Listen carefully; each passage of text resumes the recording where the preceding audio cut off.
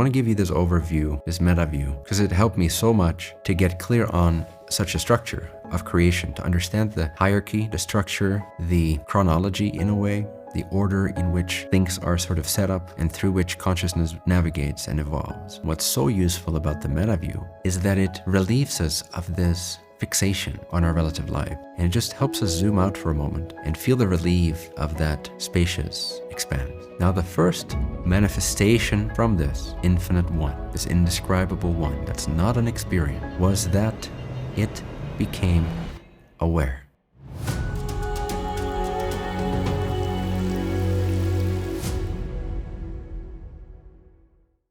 Okay, welcome everyone. Can you all hear me? Wonderful.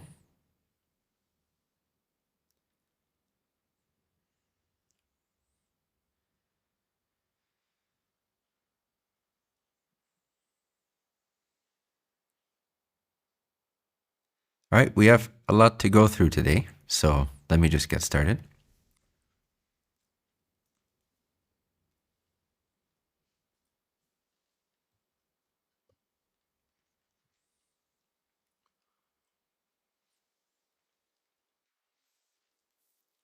First of all, welcome to Massaro University. If you're new here, appreciate you being here. Nice to see your faces.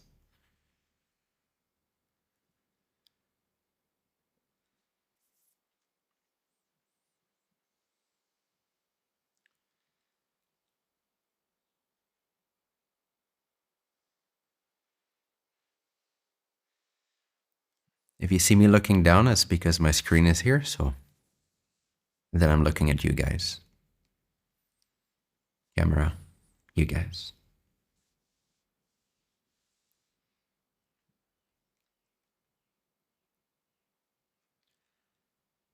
All right, I invite you guys to take a deep breath and to let go of every idea you've ever had.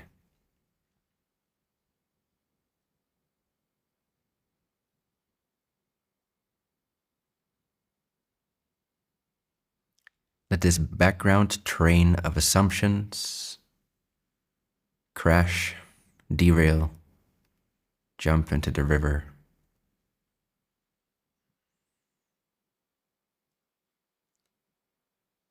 Take another deep breath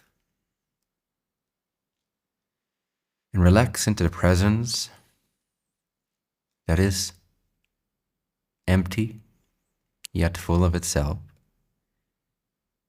free of assumptions, free of ideas, and naturally here staring you in the face as we speak. This presence is always staring you in the face, hidden in plain sight, self-evident. Take another deep breath. Relax and say to yourself, there's nothing that I want right now from anyone or anything. There's nothing that I want. I don't want anything from anything or anyone. And see how just reminding yourself of that already lightens your energy body, so to speak, your sense of self. Just to remember that you don't actually need or want anything from anything or anyone right now. That's just another assumption. People often think that we're full of needs, that we're very needy human beings, but this is actually just another idea. It's not actually true. You don't need anything right now. Welcome to the presence of now. Today's topic is you are source. Oh no, wait, that's not correct. It is from source back to source. Same thing, same thing.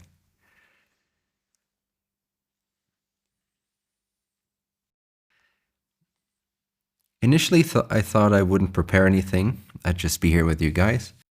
But I know how I can go off on a tangent and never come back. And some of you are familiar with this, so I don't need notes to speak. In fact, I need notes to keep me from maybe speaking too much. So I wrote down some notes, a little overview, and I'll try to keep myself on track here with the intention of the session that I wish to convey to you.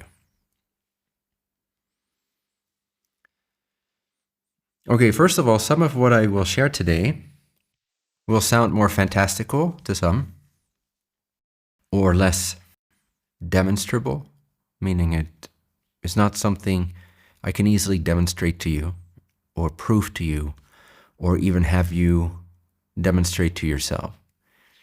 Now, usually in my teachings and in my writings, I try to keep it as scientific as I possibly can, as demonstrable as I possibly can, meaning that you can verify things for yourself that I'm saying. So I try to avoid too much philosophy and sort of creating a picture of the universe or talking about things that are too far out there, even if these are things that perhaps I experience or have encountered and therefore have been able to verify. But I try to keep it as grounded for the average Joe or Jane, which none of you really is, but you get the idea. And so I try to keep it relatable and testable, verifiable. And some of this will be, but especially the first segment, we'll start with verifiable logic. But then as I describe to you the macrocosmic nature of the trajectory of the Creator in the form of you, in other words, as we go over the overview of how Source produces the illusion, then goes on a little journey, a little holiday, and then eventually comes back to itself. It's a rather long holiday, by the way.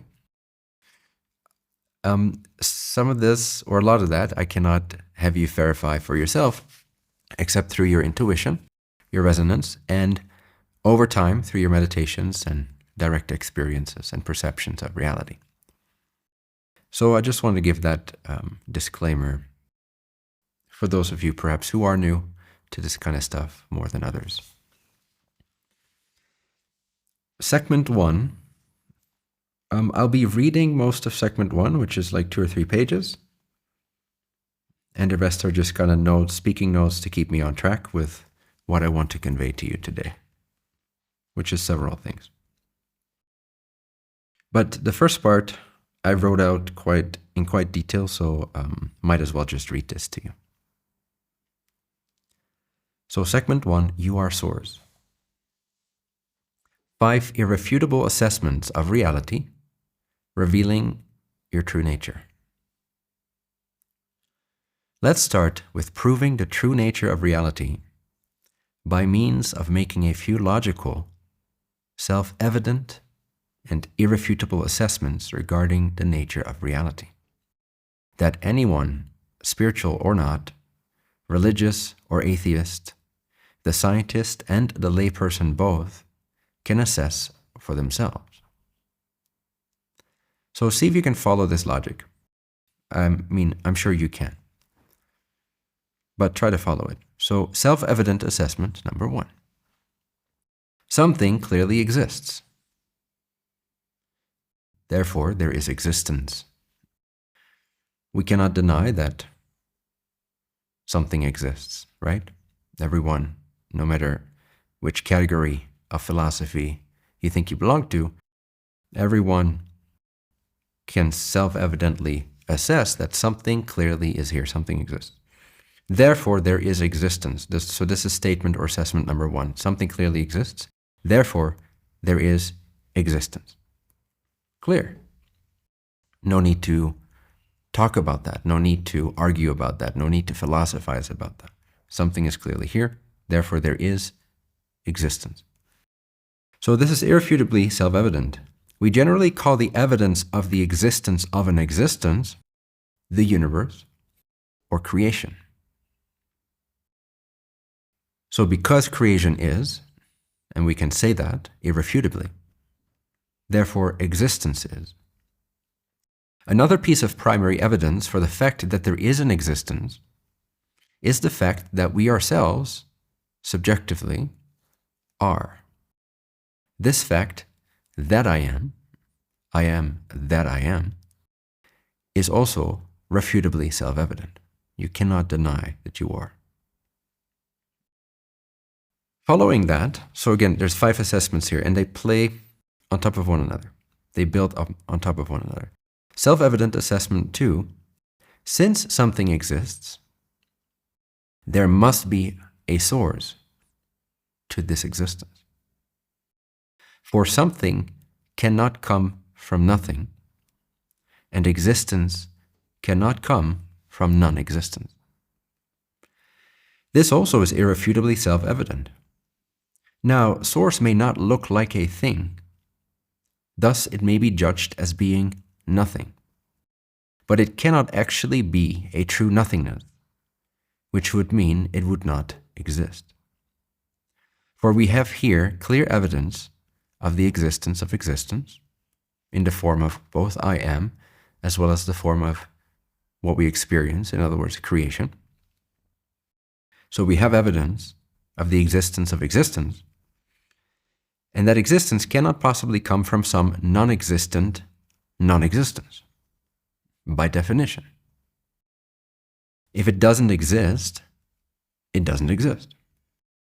So then how could it produce something that exists? Which means it cannot produce something that exists. Thus, this existence exists, clearly.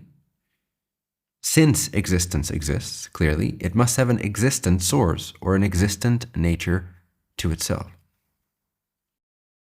All right, self-evident assessment number 3. Source has to be singular in nature. It must be a unity. It must be one. Or else it would be a manifestation and not a source. What do I mean by this? This one is a little trickier to understand, but it is completely logical when you get it. And I wrote, for if there were multiple sources, none of these sources would then actually be source. By definition, source refers to that from where things have arisen, or that which has caused the appearance of something existent. As such, source has to be one and all-encompassing. For let's say there were 2 sources to creation. That would render both of them as manifestations. For where did each of them come from? A deeper source? But if a smaller source would have been sourced by a deeper source, that means the smaller source was itself also sourced, and thus is not itself source, but just another manifestation of source. Thus, the real source to all things existent must be one. Self-evident assessment number 4. I am. I exist. You are. Just notice this in your direct experience for a moment and see how you cannot deny that you are. This is irrefutably self-evident once again. None can sanely deny their own existence. And even if they did, their denial would only confirm that they are existent. Otherwise, how could they even claim that they don't? And the final assessment, which is the main point of all of this, and something we are almost programmed to overlook, to forget, and it's causing a lot of our issues. Self-evident assessment number 5, which again builds on the other logical, irrefutable assessment. Number 5, if the source or true nature of all that is existent is one, and all that is existent is thus one with this source, and if I am existent, which I am, then I am source. Again, this logic is irrefutably self-evident. If you exist, which you do, And if all things are made of one source, which it must be, then that inevitably includes your own entire existence. Thus, somehow, your own existence must be source.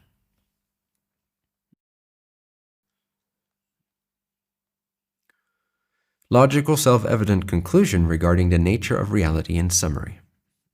All right. Summary. Existence clearly exists, which proves there is a source, for something cannot come from nothing, and something existent cannot be caused by something which does not exist. Thus, the presence of existence proves a source. This source must be a singularity, otherwise it would itself be but another manifestation and not itself source. Therefore, all that exists is essentially one. And since I am, I must also be that oneness, since I cannot have come from or be made of anything else, if there is only one.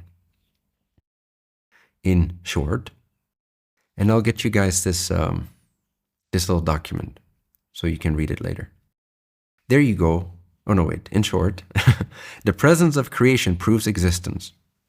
Existence requires, thus proves, source. Source must be one, or else it would not be source. I am, and given the unity nature of existence, whatever I am must be source. There you go. Enlightenment, if you let this sink in deeply enough to become convinced of it experientially, attained through simple, self-evident logic and sane reasoning. No meditation required per se. I still recommend it, but I'm making a point here. Enlightenment simply means to know reality as it is.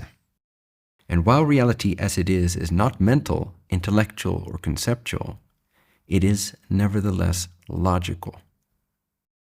True logic transcends the intellect, but the intellect can be used as a tool to open up to the logic of reality, which always ends up being one.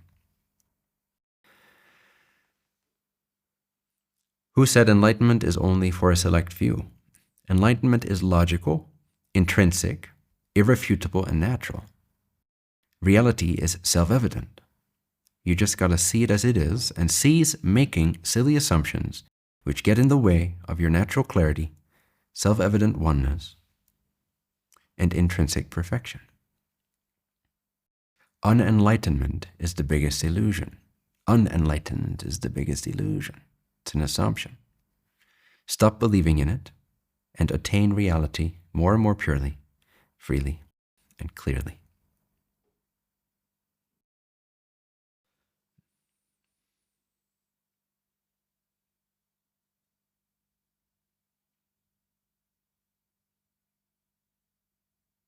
All right. Segment 2. I just wanted to lay the groundwork that everyone can follow logically before we dive into more experiential things and somewhat more philosophical sounding things. So the next segment is about the macrocosmic trajectory of consciousness, after which I'll try to bring that down to earth and distill what is actually relevant for us here today as human seekers to focus on. But I want to give you this overview, this meta view, because it helped me so much to get clear on such a structure of creation, to understand the hierarchy, the structure, the chronology in a way, the order in which things are sort of set up and through which consciousness navigates and evolves. Obviously, take this or leave this, because this is not something you can immediately verify, except through your sensitivity, your intuition, and perhaps your own subjective experiences. But see if it resonates with you, and if it does, then I think it will inspire you, and it will focus your efforts more clearly upon what is actually useful and relevant for you at this time. And also, what's so useful about the meta view is that it relieves us of this fixation on our relative lives. This fixation on our problems and our obstacles and all these different paths that we could embark upon, all the work that we could be doing and so on. And it just helps us zoom out for a moment and feel the relief of that spacious expanse. All right, so take a deep breath, let go of everything that I just said. Unwind the intellect. Come back into a presence of the here and now. As I take you on a little journey that is, as I see it, in a very rudimentary nutshell, because we don't have enough time to go into tons of nuance here, a little biography of the Creator and its creation, of which you are a part as well as the whole, ultimately.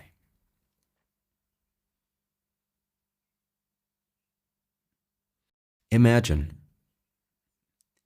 the most original, timeless infinity before any sort of Big Bang, before any sort of cosmic manifestation came into being, before there were any directions, any concepts, any ideas, any feelings even, before there were any feelings,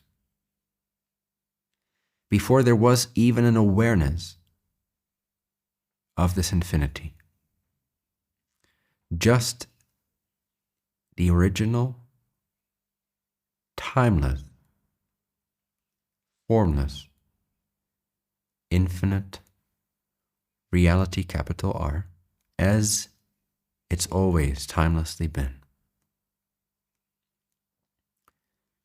No planets, no stars, no orbits, no humans, no extraterrestrials, no concepts, no ideas, no senses, no mind, no awareness. Infinite, indescribable reality before all experiences, before there was even a consciousness that could experience some apparent thing, before consciousness. Infinite, indescribable, original, timeless reality. Now the first manifestation, for lack of a better word, that emerged from this infinite one, this indescribable one that's not an experience, was that it became aware. Infinity became aware.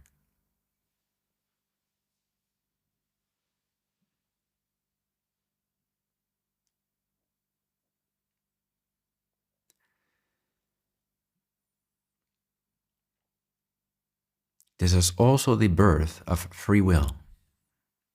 So I sometimes, in my cosmology, use awareness and free will synonymously. Because as soon as there is awareness, there is an ability to potentiate, to activate potential. Infinity has potential for everything. But without awareness, without free will, it will not find focus, it will not find direction, it will not find intention, it will not find reason. There's no choice. And thus, at the absolute level of reality, that's the only level of reality where free will doesn't really matter. Or you could almost say doesn't really exist, but it does exist, it continues to exist as part of absolute reality. It never ceases to exist. However, in and as absolute original infinite reality, beyond all experiences and forms of consciousness, beyond all states of awareness, beyond even all states of enlightenment, which is still experience, there is no relevance, there is no choice to even choose. There is no reason to choose. But as soon as this infinity, before experiences, became somehow aware, it now had a free will. And this free will is the foundation, it's the prime mover of all that's ever been, that is, and that ever shall be. It is as at the foundation, it exists as the foundation, as the basis of all phenomena, of all manifestation, of all appearances. It's all rooted in this awareness, which is free will. Or you could say it has free will. But you could also say that it is free will. Semantics. Now here, this is the beginning of the formation of what people typically refer to when they use the word God. Like the word or not, I personally actually like the word. I've come to appreciate the word. But I understand that people have had weird journeys with the word God, and it's got a lot of connotations to it. So pick your own word. But maybe try over time to iron out the negative connotations, simply because I use the term quite a bit. And it would be nice if you can relate to that term in a positive, constructive way and actually know what I mean when I say the word God, which I'll try to explain to you in this sort of guided meditation that we're doing here, this semi-guided meditation. As we go to the biography of creation here. Autobiography, I should say, because I am Source, as we have just reasonably assessed. And so our autobiography here begins with awareness, which is synonymous in most contexts with free will.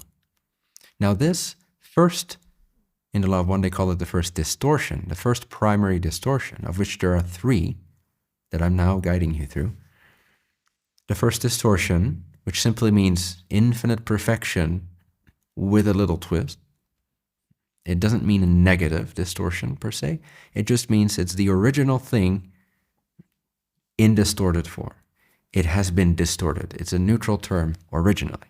Distortion means a reshaping, in a sense, a different shape. But you could also see it as an addition, although it's never separate from the source, or a quality. Or you could also say it's the first quote-unquote manifestation, although awareness is not a manifestation as we typically think of a manifestation, like a car or a building or a planet. But you could say from this infinite perfection that awareness is the first emergence, it's the first expression, it's the first distortion, it's the first expression of the One. So this is the beginning of the formation of what we call God. The prime mover, the great organizer, this intelligence which is apparently manifesting everything, that puts the planets in their orbit, that allows your body to function without you thinking about it, and so on and so forth. That enables all this, that creates the sandbox we're playing in, this video game. God. Well, God is not actually reality. God is the first illusion. The prime mover of all things that have form is in fact secondary to the actual unborn, original, timeless, meaning absolutely without any kind of time, which implies without any kind of experiencing, because time is nothing but experiencing. And experiencing is part of the illusion produced out of this infinite, original, absolute reality. This is not what most people or religions point to when they say God. They point to the more tangible right-hand man or woman, if you wish, of God, of reality. So when we worship God, we're not actually worshiping Source, not yet. But it's okay, it's the closest thing we have that our minds can relate to. This omnipresent, omniscient, ever-powerful, all-determining, intelligent. It's not actually Source. But it's the closest, it's the bridge to Source, that free will, that intelligent infinity, that aware infinity is incredible. But it's not original. It's just giving voice to the original. It's giving expression and knowledge to the original. Okay, so we have now original infinity beyond and prior to any experience of any kind, any state of awareness. And then this infinity becomes aware somehow. And now we move on to the second primary ingredient, the primary color of creation, which is what we've often called love, or unconditional love, or blissful love, or overwhelming love, or all-encompassing love, which is the first type of energy. It's the first real sort of manifestation that has an energy to it. Awareness doesn't really have an energy to it. It's just a strength, it's a quality, it's a power. But love is the first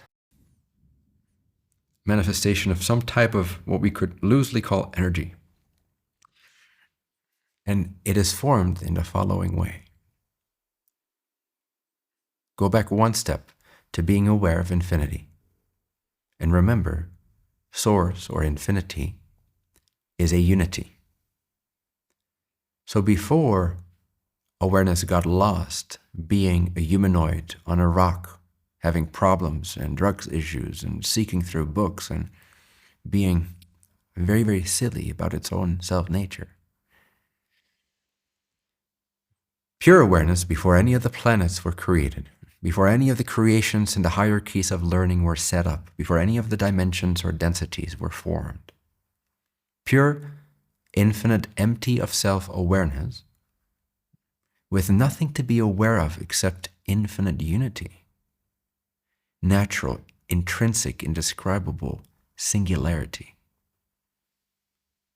What then emerges out of this magical combination of putting original infinite unity together with its own awareness of itself?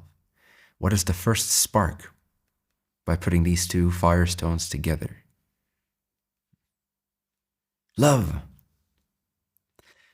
If you think about the strongest moments of love you've ever experienced from your human perspective, if you go to one of these experiences, even just as a human being, where you had a glimpse of something that felt like a divine kind of love,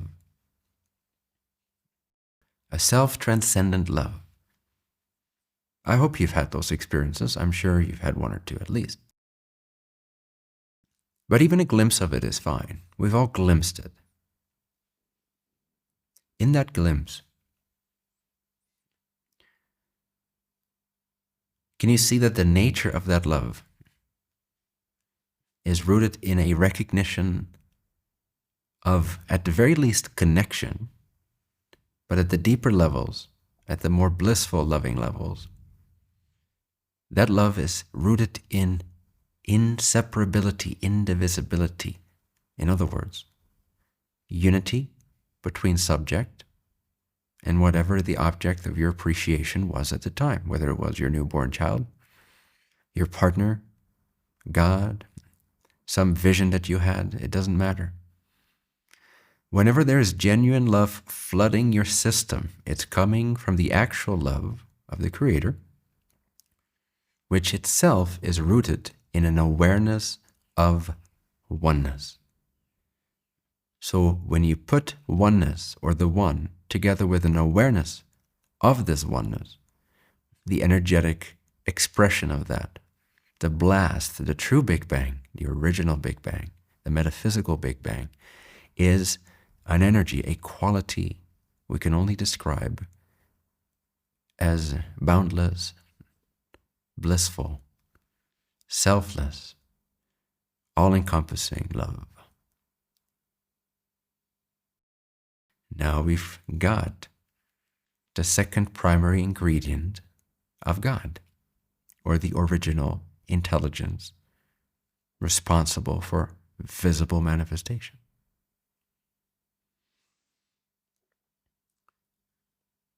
This love could also be described as a focus. It's the first type of focus. Love is the result of awareness, aware of the oneness. Thus then it produces a focused intelligent energy that can now begin to produce the third primary expression of the one, which is light. Another way to describe this light is perception itself. So now we're talking about the core ingredient which enables awareness to produce perceptions of itself, aka how we think of it as humans, which is not accurate in my opinion, but we think of it as creation or manifestation. The reason it's not accurate is because manifestation tends to imply that there's something really out there that really exists as a real object, which is a joke. It's a big joke. It's an illusion that serves a purpose, but it's a joke. And if you're not laughing at your life, most of the time, you're not getting the joke. Enfin, that aside,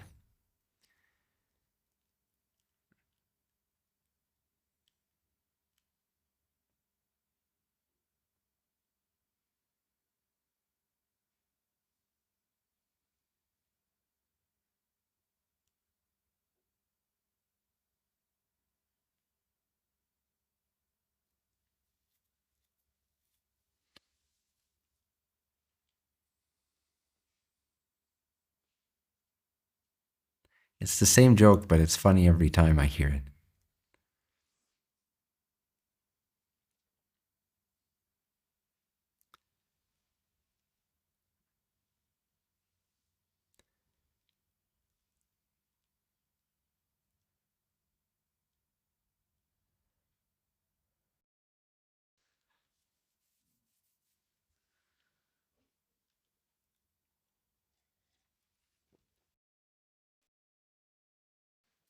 See, this is why I need cigars. Otherwise, I'll be a blabbering fool.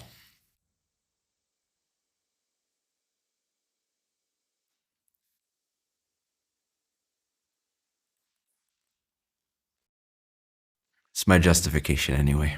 I need to stay grounded because I'm too enlightened. That's why I smoke cigars.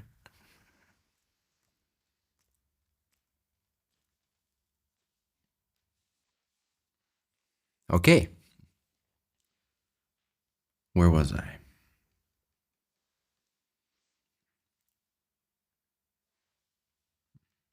Right. So this love, which is the result of an awareness of oneness. And again, in your own life, you can check this. The moments that you've experienced the purest love, there was no separate you apart from your object or the person of your love. There was a unity there. It's that awareness of our intrinsic innate unity that gives us access to this first focus, this first quality after awareness, which is love. Now, it's not absolute reality. Again, we often idolize love as if it's the absolute. It's not. It's a beautiful, one of the highest, purest, most original expressions of Source. But it is not itself Source. Love is not Source. Source is beyond love. Source is greater than absolute, infinite, unconditional, overwhelming, all-encompassing unity love. Source is greater than that. Far greater, I might add. Mind-bogglingly greater. Incomprehensibly greater. Leagues greater. Billions of light years removed in terms of being even remotely comparable to each other. So we have to understand that even this profound love that we often seek in the form of partnership and connection and giving birth to our children perhaps, and friendships and so on, and or our meditations, or in our worship of God or Jesus or whatever it might be,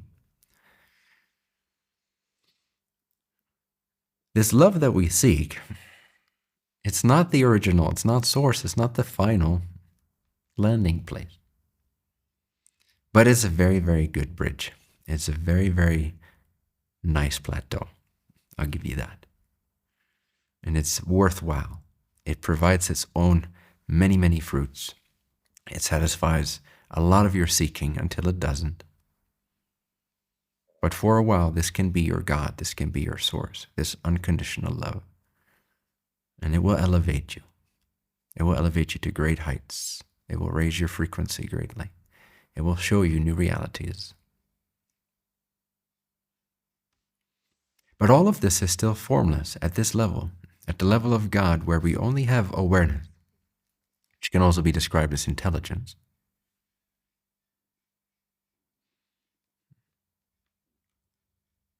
And we have the resulting love of its awareness of its intrinsic oneness. Now, there's infinite possibilities that want to be expressed. There is this urge of this oneness to express itself. And we can relate to this in our microcosmic experience, because the moments where you do feel this love, what do you want to do? You want to sit by yourself in your room and read for the rest of the day? Or you want to go out there and shout it from the rooftop? You want everyone to know how fucking loved they are, right? And maybe sometimes you want to chill by yourself in your room after you've matured in this. But what's the first reaction to love? What's the first desire? Isn't it to express it? Isn't it to give it away? Not away, but like to pass it on, to share it, to multiply it. Because it feels so boundless, and it feels so overwhelming, and it feels so lit up. And the same is true for God, because God is just another one of you. God is just another individual, containing all individuals. But nevertheless, it operates not unlike a person altogether. It's a sentient being. God is not a what, God is a who. No, it's not a man with a beard in the sky ready to punish you after this life, but it is nevertheless a sentience. It's not a thing, okay? There are no things. There's only who, and this who is you.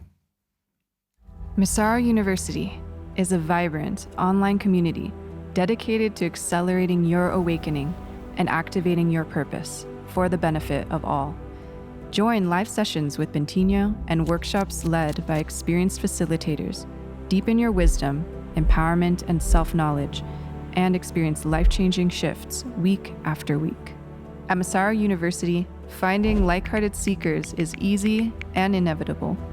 Lifelong friendships and a shared purpose fuel profound personal and collective growth. Create your free account today at massaro.university and step into a community that's designed to elevate every aspect of your life. So after infinity became aware of its infinite oneness, it began to find this quality, this focus of love. And out of that love, there arose an excitement almost to produce expressions to its infinite potential, to give expression to its unity. The result of that is what we typically call light, but more accurately it's described as perception. Light is perception, not physical light, but physical light also is a perception. What enables that perception is the real light. So you can close your eyes now for a second, and you don't see anything with your optical instruments, aka the eyes, but you still see. Look at everything you're seeing. You are, for one, seeing that you have your eyes closed.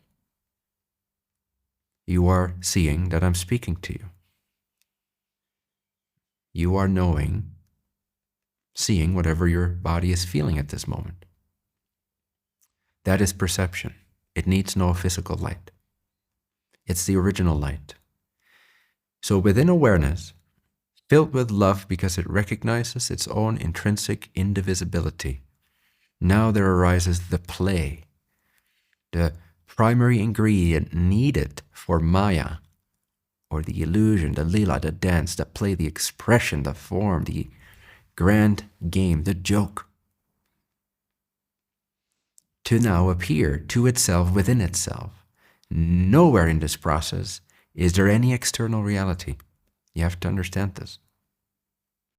Original infinity became aware of itself within itself, which produced the energy of unconditional love within itself, which produced the ability of perception within itself, and all of creation exists as awareness, love, and light within itself. There's never, ever in the entirety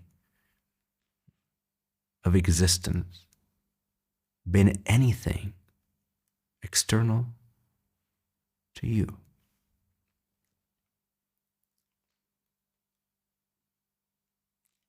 Ever. There is absolutely, irrefutably nothing outside of existence.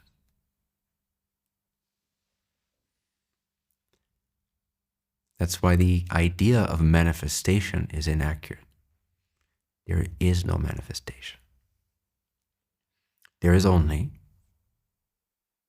the one,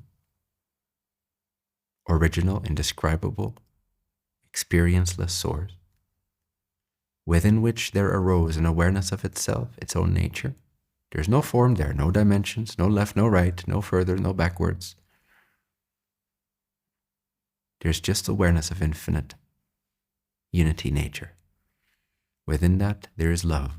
Within that, there appears light. Within that, there is you as you call you. There is creation as you call creation. But it's all within the snow globe of God. So now we have discussed God. Could we pull up picture 1?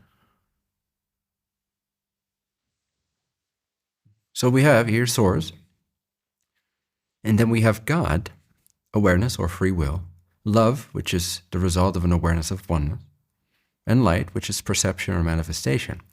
We have now, just like the 3 primary colors make up all colors, we have now the 3 primary ingredients which make up every aspect of creation without fail. There's nothing within perception that's not made of awareness, love, light. And I don't mean this in a hippie way, like, oh, awareness, love, light. No, literally, scientifically, it's the physics of it. Everything you see, hear, feel, know, memorize, remember, think about, project into the future, fear, desire, hope for, all of that is literally made of, consisting of, due to, inside of only awareness, the energy of love, and the expression of light. That's what you're looking at all the time. Whether it's a feeling, a thought, a physical experience, it doesn't matter. It's all made of awareness, love, light.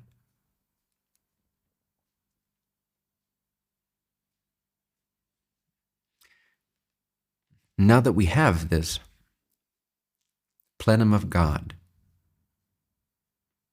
the basic ingredients, the soup out of which all ingredients are made.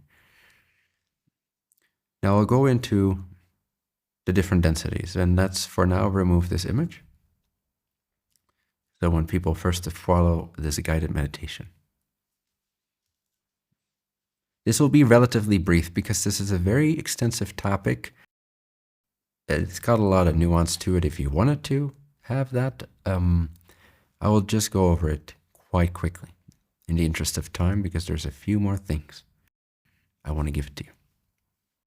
So now that we have this, take a deep breath, relax. Remember this oneness, this field of oneness, this awareness, love, light. And for a moment, just pretend that you are God. You're actually beyond God, technically speaking, because you are source. and God is just another illusion, just as much as your body is an illusion. However, let's imagine you are this God, this vast, non-dimensional field of unity, aware of itself, capable of producing and expressing itself in a form of perception, which you can call light. Now, what do? Now you have to set up a structure for learning. You have to set up a structure for expressing yourself. You don't have to, I suppose, but then there's nothing but chaos and randomness. And over many, many creation cycles, each lasting billions and billions of what we perceive as years, after many, many, many, many, many, many prior creation cycles, what we have arrived at is our current creation. Because God takes a nap in the absolute for an infinite amount of time before it reemerges out of its own free will and gives further expression to its infinite potential in the form of a new creation or a creation cycle. So what we have here, there's a reason why our creation is not random, why it's not just chaotic. There is a reason why planets are in their orbits and why orbits follow a certain rhythm, a certain pattern, and why things have the shape that they have, like galaxies and so on. There's a reason for this. There's a reason why you are human and not animal at this point. And there's a reason why you're evolving into something else at some point. All of this order, all of this hierarchy has at its basis this God intelligence, this awareness, love, light, that has learned from many, many, many prior entire creation cycles where it expressed this infinite unity. So we have here a creation that has already learned from an infinite formless point of view a lot of things because of its prior expressions of itself. That's the reason why our universe is exact in the ways that it is exact. That's why there is order, structure, and hierarchy. It didn't just come out of nowhere, where formless God, as its first creation, birthed all this. No, this is not its first creation. This is not the first creation of timelessness. There's been infinite creations prior to this one. Things are intelligent. The way they appear is intelligent. They follow rhythms that are intelligent. You are intrinsically intelligent. So what's the first expression out of this sort of formless soup of awareness, love, light? We have then, if we view this light as the white light that contains all the rays, all the 7 primary colors, it begins to distinguish itself. Within its unity, its white light, it begins, like the rainbow, to separate itself, not truly, but apparently, into these different domains, which we have typically called densities. Different vibrations to the spectrum of the wholeness of the white light. And so we have the first density of learning. And this formless consciousness is then cast into this first density of expression, which is the density of beingness. Or you could say awareness without self-awareness. Think of the rock. The rock is an expression of first density. And I'll just leave it at that for now because it's otherwise too philosophical and too nuanced.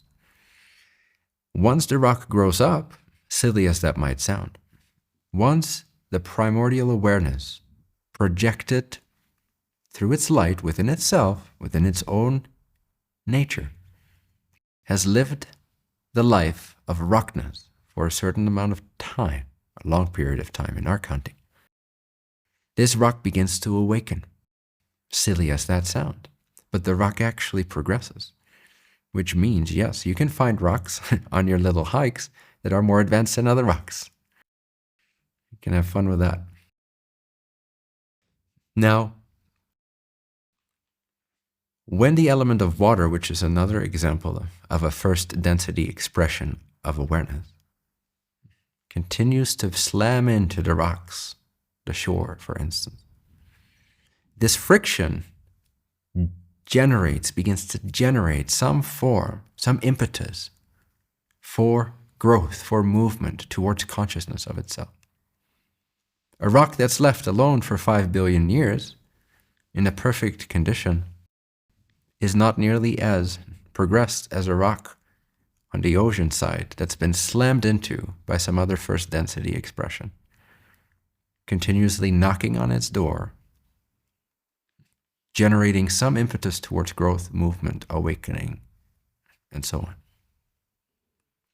Similar to how the human being who gets raised in a perfect environment doesn't wake up quite as much as one who gets slammed around by their environment. Hence, you are all here. I commend your courage. So it's not unlike catalyst that we receive as human beings, which promotes further awakening. So let's say that this rock begins to awaken and it generates a desire for growth, for independence, for movement, for awakening. Then roughly what it enters into, what that portion of consciousness will reproject itself into, will transmigrate into, is what we perceive as plant life and animal life, which has very little to no self-consciousness yet, except if we're talking about pets and certain kinds of species, which are the most evolved of the second density species. But in general, plant life and animal life does not have self-consciousness, or if they do, it's as a group, as a unity, as a hive, or as a pack. But it does not have a strong individuated self-awareness, because that is third density, aka humanity as we've known it. We're at the very end of third density at this timing. We're collectively moving into fourth density rays or frequency domain within the white light of God on its journey of self-expression, on its journey from source back to source through the loop of manifestation, creation, or this illusion of perception or expression. So here we are, human beings, self-aware, conscious of their own beingness as an individuated self. This gives rise to independence, to sort of an activated free will. It's not that the rock didn't have free will, it's just that it wasn't relevant, it wasn't activated, at least not in any way that we would comprehend or relate to. But the human being has free will. It can activate its free will. It has become enspirited. It has realized that it is an entity. And so that's the nature of third density. First density is beingness. Second density is growth or movement or the impetus to begin the awakening towards awareness. Then third density is the learning of self-awareness, the embodiment of self-awareness. And now, as humans, we are in transition towards fourth density frequencies, which will express themselves as love and understanding. And many more things that are sort of consequences of that. Just like your physical third density life is very different in its expression than plant life. It comes with many perks and renewed abilities and so on and so forth that expand your horizon, that allow you to express and learn differently, faster, freely, as a group, as an individual, and all that.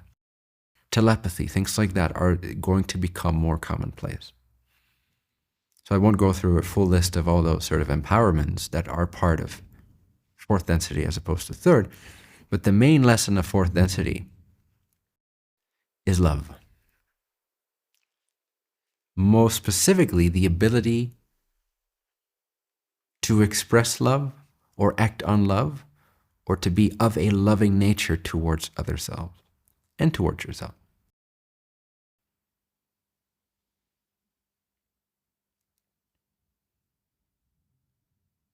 It's also the density of understanding, because the veil that we have in third density to encourage us to become really self-conscious, to learn in a dense environment, where we're bombarded with information and we somehow have to figure it out without knowing what the hell's going on.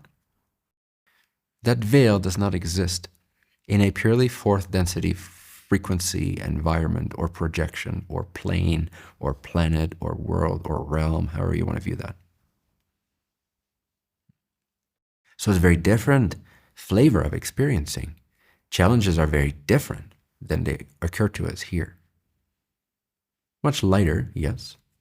Much more flexible and malleable and fluid, yes. More dreamlike, yes.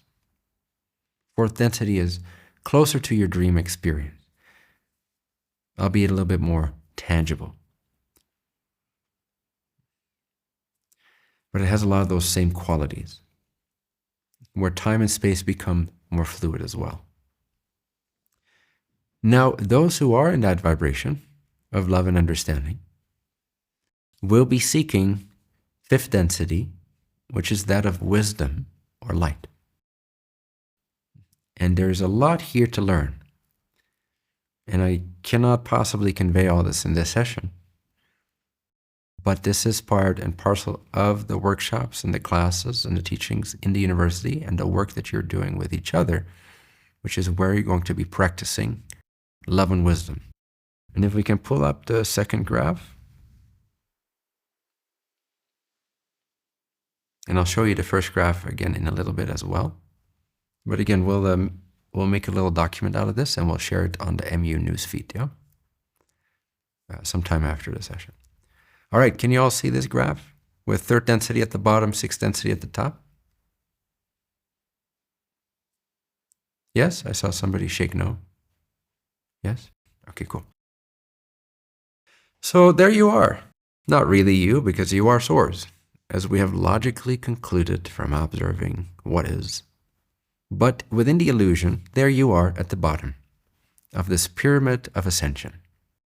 This third density little happy guy or gal. And this third density you is being pulled up towards that unity frequency of sixth density and ultimately beyond. But the passageway to sixth density, which is also the density of balance between love, fourth density, and wisdom, fifth density. It's the harmonization, the synthesization, if that's a word, the integration of both in a blended unity that is pristinely wise and loving simultaneously. And again, I can't go too much right now into the details of, okay, what are these distortions of love that get balanced by wisdom, and what are the distortions of wisdom that get balanced by love until it reaches a state of unity.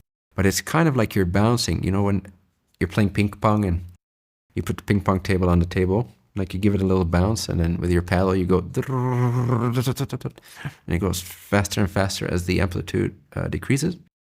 So, or the space decreases.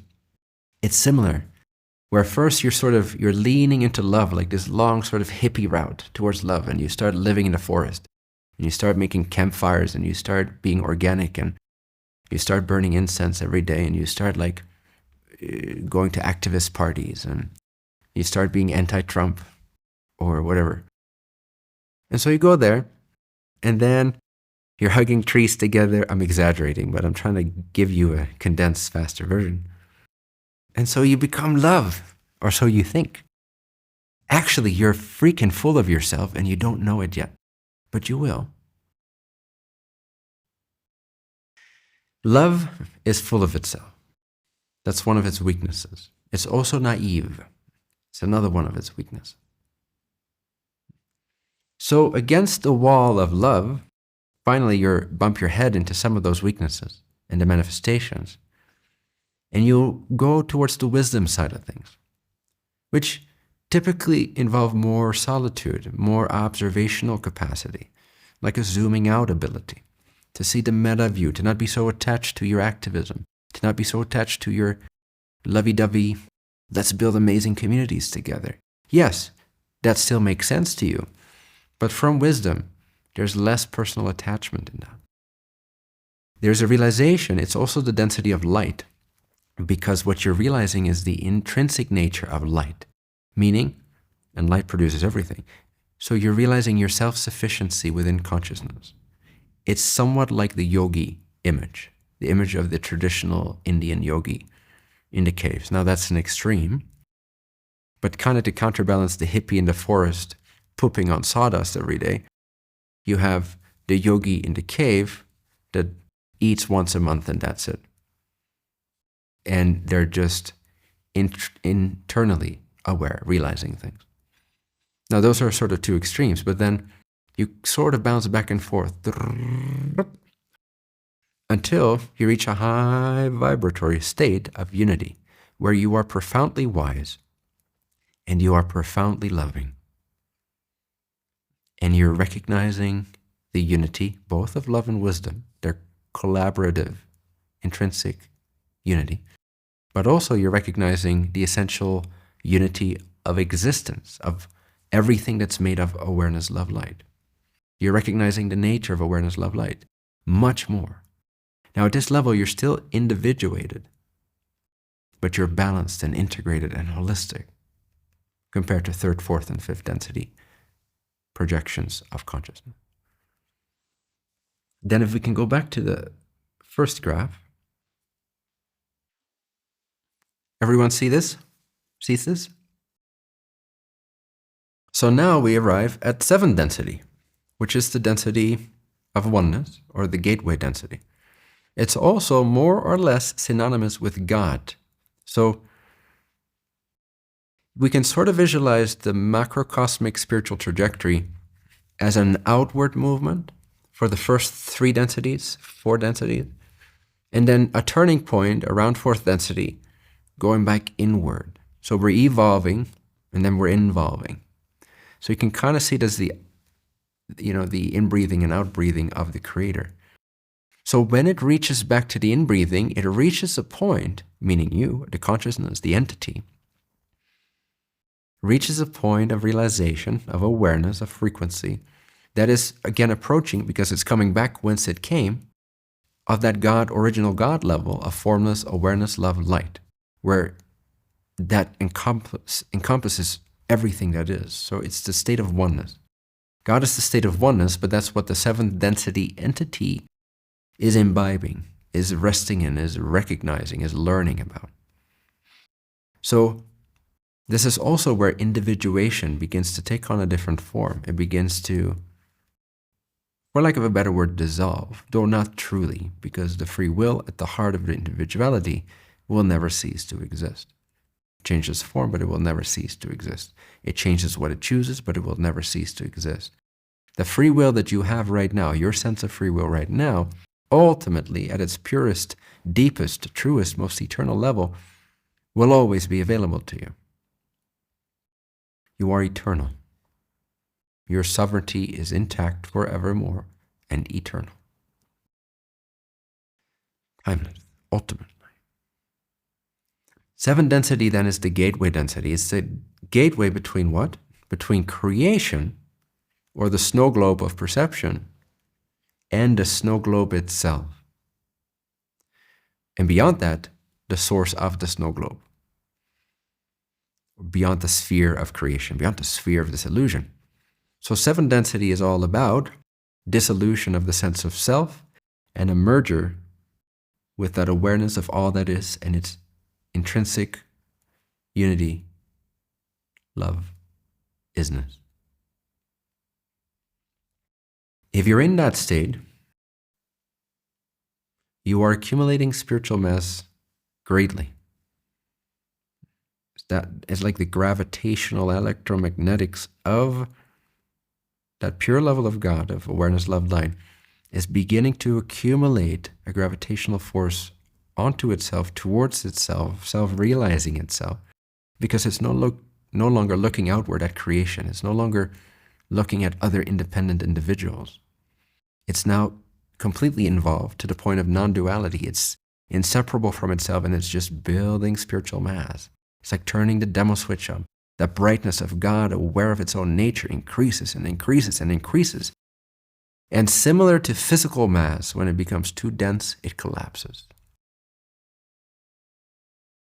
Metaphysical mass, or spiritual mass, when it gets so dense, when this white light gets so absorbed within itself, so compacted, when unity is so aware of unity, is so aware of unity, is so aware of unity, is so aware of unity, then something magical happens.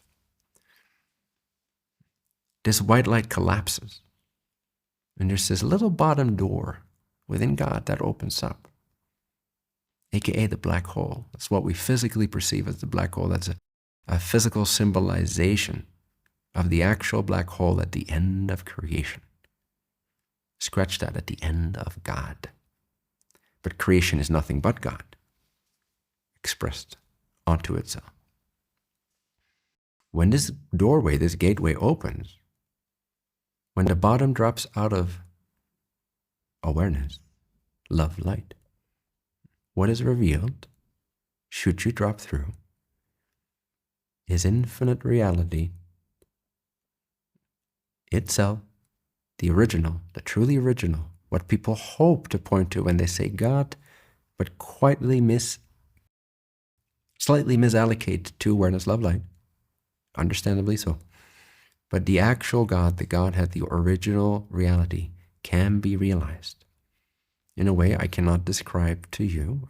I do attempt to, but I cannot accurately describe it, because it uses nothing you've ever known, because it's beyond all experiences whatsoever. It is source prior to awareness. So how can you have an awareness of source prior to awareness? Well, I'll let you figure that out, because I can't spoil it anyway. But there you go. A little teaser of your inevitable future. So that's the journey. By source, of source, inside of source, from source to source, blah, blah, blah, blah, blah. Source to source to source to source. And this is all that ever happens. Yeah, we can stop sharing the screen. Let's pull up briefly the third graph. This is an oldie. Now you're going to say, well, you've devolved a little bit, Bentinho, because this one's looking a little bit better than what you came up with recently. But bear with me. The other two, we'll get better at this, huh? All right, there we go. You see the map? So sorry guys, I've devolved a little bit. I made this one 10 years ago, and the other ones you just saw I've made today. But